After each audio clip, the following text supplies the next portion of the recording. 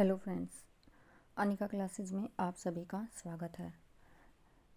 Friends, हमने पिछली class में रीति सिद्ध काव्य धारा किया था। आज हम रीति मुक्त काव्य धारा कर रहे हैं।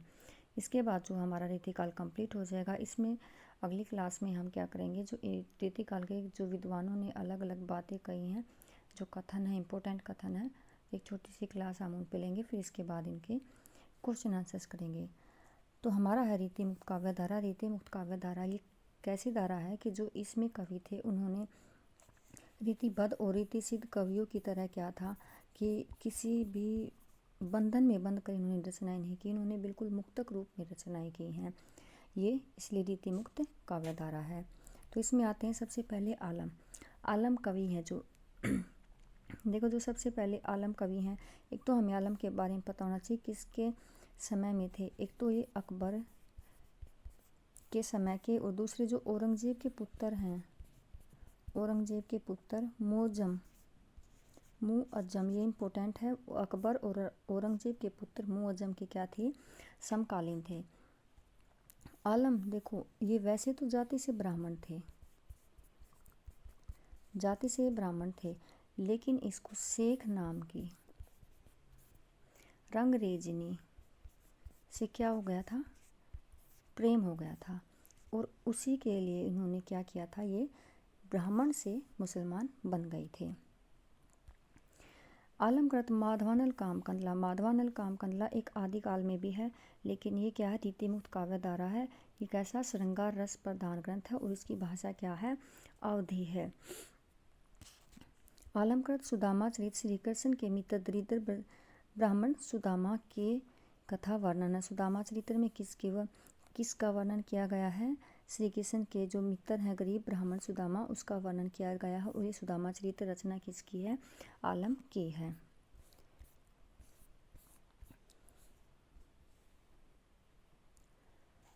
आलमकृत श्याम स्नेही एक खंड काव्य है। देखो, इनमें जो काव्य रूप दिया हुआ है ये भी इम्पोर्टेंट है कि कैसा काव्य है। श्याम स्नेही कैसा काव्य है, खंड काव्य है, जिसमें दोहा चौपाई छंद में रुक्मणी विवाह की कथा वर्णन है। श्याम स्नेही में किसका विवाह है, रुक्मणी का है। याद कैसे होगा, जो श्याम है वो किससे संबंधित है, कृष्ण से है। तो कृष्ण से संबंधित है, तो जहाँ पर जरूरी नहीं कि राधा ही हो, क्योंकि कृष्ण का विवाह रुक्मणी से विवाह था। तो श्याम स्नेही में किसका वर्णन है, रुक्मणी विवाह का वर्णन है। आलमकृत आलम के लिए कैसा है, मुक्तक काव्य है, जिसमें नवोढ़ा, प्रौढ़ा, मानिनी, खंडिता आदि विभिन्न प्रकार की नायिकाओं का वर्णन किया गया है।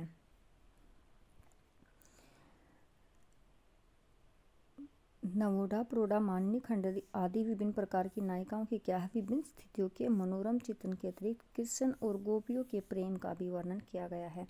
आलम के लिए कैसा काव्य है, मुक्तक काव्य है। और इसमें क्या है, नवोढ़ा, प्रौढ़ा और मानिनी, खंडिता आदि विभिन्न प्रकार की नायिकाओं का तो वर्णन है ही, साथ में कृष्ण और गोपियों के प्रेम का भी क्या है, वर्णन मिलता है। आलम के लिए में आलम और शेख, देखो आलम और शेख कौन थे, जिसको इनसे प्रेम हुआ था। दोनों के कई छंद गंगा, पार्वती, शिव और राम को समर्पित है। ये इम्पोर्टेंट है कि आलम की किस रचना में गंगा, पार्वती, शिव, राम को समर्पित छंद है, कौन सी रचना में है, आलम केली में है।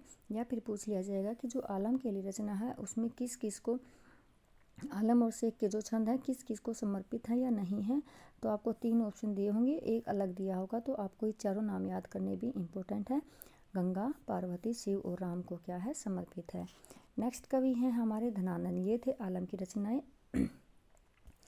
माधवानल कामकंदला, श्याम स्नेही, सुदामा चरित्र, आलम केली।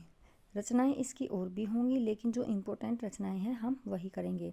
अब है धनानंद। देखो, धनानंद किसके दरबार में थे, जो मुगल बादशाह थे, मुगल बादशाह मोहम्मद के क्या थे, ये मीर मुंशी थे। वहाँ पर कैसा का किस पद पर थे, मीर मुंशी के पद पर थे। और उन्हीं के दरबार में एक नर्तकी थी, कौन थी, सुजान, जो एक किससे, सुजान से क्या करते थे, ये प्रेम करते थे। एक बार क्या हुआ था कि दरबार में बादशाह ने इसको क्या किया था, गाने के लिए कहा था, लेकिन इन्होंने क्या किया, टाल मटोल कर दी। लेकिन जैसे ही इनकी प्रेमिका सुजान जो थी, उन्होंने इसको कहा तो इन्होंने उसकी बात तुरंत स्वीकार कर ली। और फिर क्या किया, इन्होंने जो बादशाह थे उसकी तरफ तो इन्होंने पीठ की और सुजान की तरफ इन्होंने अपना मुँह किया और ये गाना गाने लगे। इस बात से बादशाह जो थे वो क्या हो गए थे, चिढ़ गए थे और उन्होंने क्या किया था, इसको पुरस्कार तो दिया ही था, साथ में इन्होंने क्या किया था, इसको दरबार से निकाल दिया था। जाते समय इन्होंने अपनी जो प्रेमिका सुजान है उससे जाने के लिए बोला तो उन्होंने क्या किया था, मना कर दिया था। फिर इसी पीड़ा में ये कहाँ चले गए थे, सीधे ये वृंदावन चले गए थे और वहाँ जाकर किस संप्रदाय में दीक्षित हो गए थे, तो ये वहाँ पर निम्बार्क संप्रदाय में जाकर क्या है, दीक्षित हो गए थे। वृंदावन में जाकर निम्बार्क संप्रदाय में दीक्षित हो गए थे। और इनकी मृत्यु कैसे हुई थी, जब अहमद शाह अब्दाली ने आक्रमण किया था तो तब वहाँ पर क्या है, युद्ध के दौरान इनकी मृत्यु हो गई थी। अब हम इनकी रचनाएं देखते हैं। धनानंद को रस का साक्षात अवतार कहा जाता है। ये इम्पोर्टेंट है, किसने कहा था, शुक्ल ने कहा था। धनानंद के बहुसंख्यक छंद सुजान जो कवि की प्रेयसी मुगल सम्राट मोहम्मद शाह के दरबार की क्या नर्तकी को संबोधित कर कर लिखे गए हैं। धनानंद कर सुजान हित के अनुसार सुजान के प्रति 500 से ऊपर कवित सवैया पाए जाते हैं। किस में पाए जाते हैं, सुजान हित में पाए जाते हैं। ब्रज भाषा के प्रेमियों में सुजान हित सुजान सागर के नाम से प्रसिद्ध है। जो ब्रज भाषा के प्रेमी हैं उसमें सुजान हित जो रचना है वो किस नाम से प्रसिद्ध है, सुजान सागर नाम से प्रसिद्ध है। धनानंद सवैयों की रचना कभी कभी समस्या पूर्ति के ढंग पर भी करते थे। सुजान हित में कई सवैयों के अंत में ब्रज शैल की गैल सदाई रहो इम्पोर्टेंट पंक्ति है, किसके द्वारा कही गई है, सुदामा गोस्वामी धनानंद के द्वारा कही गई है। धनानंद सच्चे प्रेमी कवि हैं।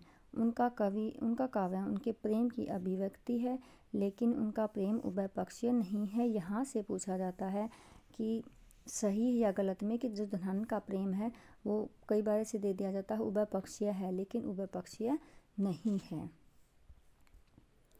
स्वानुभूति अभिव्यक्ति के कारण धनानंद के काव्य में मार्मिकता, हृदय को स्पर्श करने की क्षमता है, वह अत्यंत दुर्लभ है।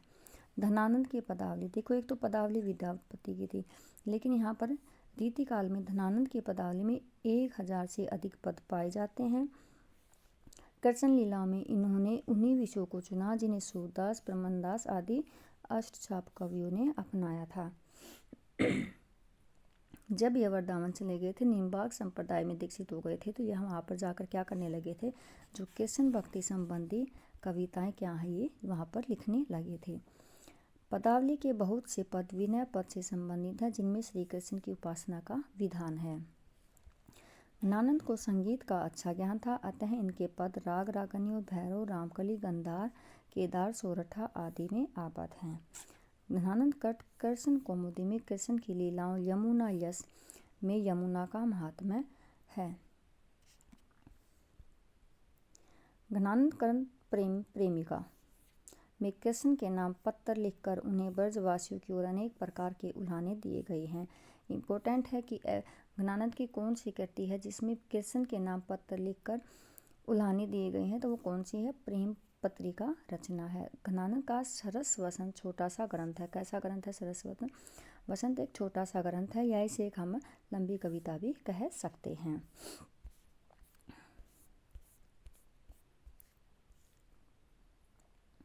धनानंद कृत इश्क लता में पंजाबी और उर्दू के शब्दों की भरमार है। वियोग वेली में इन्होंने फारसी छंदों का भी सफल प्रयोग किया है। इम्पोर्टेंट है, कौन सी रचना है धनानंद की जिसमें पंजाबी और उर्दू के शब्दों की भरमार है, तो वो है इश्क लता है। और वियोग वेली में किस छंदों का प्रयोग है, तो फारसी छंदों का प्रयोग किया गया है।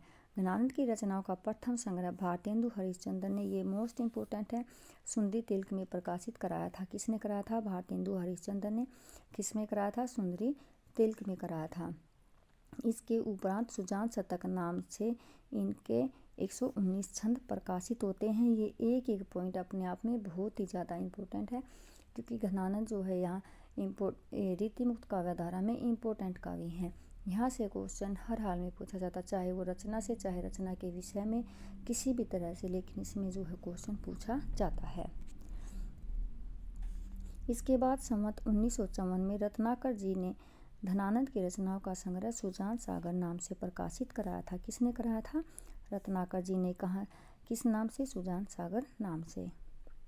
घनानंद की संपूर्ण रचनाओं का वैज्ञानिक रीति से संपादन और प्रकाशन विश्वनाथ प्रसाद मिश्र ने कराया, जिसमें 502 छंद है। मोस्ट इम्पोर्टेंट है कि घनानंद की रचना, संपूर्ण रचनाओं का जितनी भी रचनाएं हैं उनका वैज्ञानिक रीति से संपादन और प्रकाशन किसने कराया था? विश्व प्रसाद मिश्र ने कराया था, जिसमें 502 छंद हैं। घनानंद की दृष्टि से जो स्थान और महत्व सुजान का है था, बोधा की दृष्टि में वही स्थान और महत्व किसका था? सुभान का था। दोनों की प्रेमिकाओं का जो नाम है वो क्या है? मिलता जुलता सा है। धनानंद की प्रेमिका सुजान थी तो बोधा की प्रेमिका कौन थी? सुभान थी।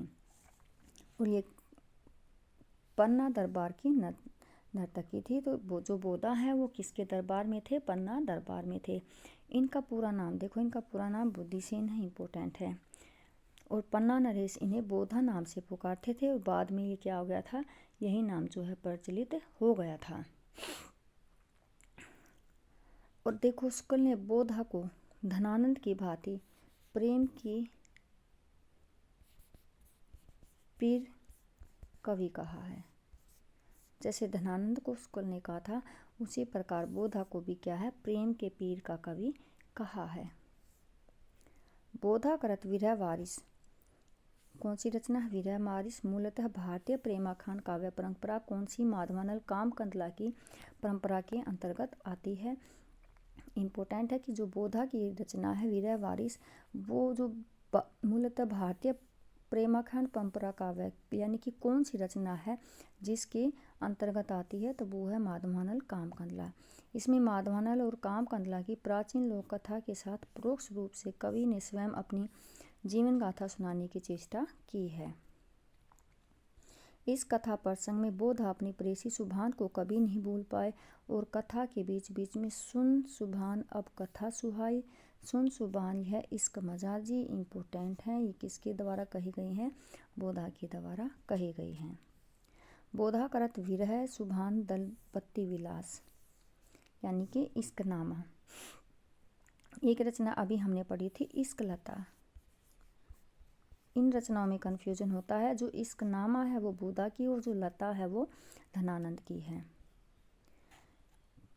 कवित सवैया दोहा बरवे आदि अनेक छंदों में रचित सफुट रचनाओं का क्या है? संग्रह है।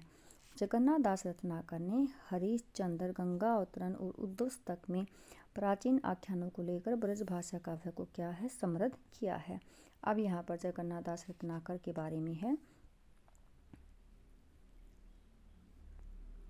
रत्नाकर को ब्रज भाषा का आधुनिक काल में अंतिम बड़ा कवि माना गया है। इम्पोर्टेंट है। सत्यनारायण कविरत्न ने भवभूति के उत्तर रामचरित में मालती माधव का ब्रज भाषा में काव्य अनुवाद किया। उन्होंने मैकाले के अंग्रेजी खंड काव्य होरेसिस का भी क्या है?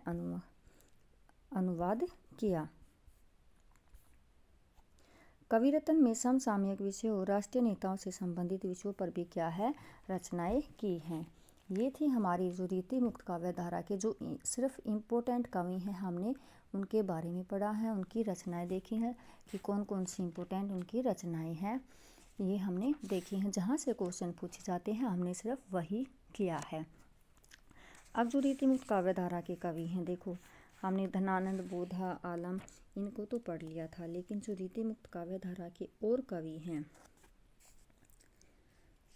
वैसे तो इतने पूछे इन्हीं में से जाते हैं, लेकिन अगर इनसे अलग कोई और कवि और रचना होंगे तो हम उनको भी देखेंगे। और जो नेक्स्ट वीडियो होगी हमारी जो इम्पोर्टेंट कथन है, जो कथन एग्जाम में भी पूछे गए हैं, उनके बारे में हम पढ़ेंगे। Thank you friends.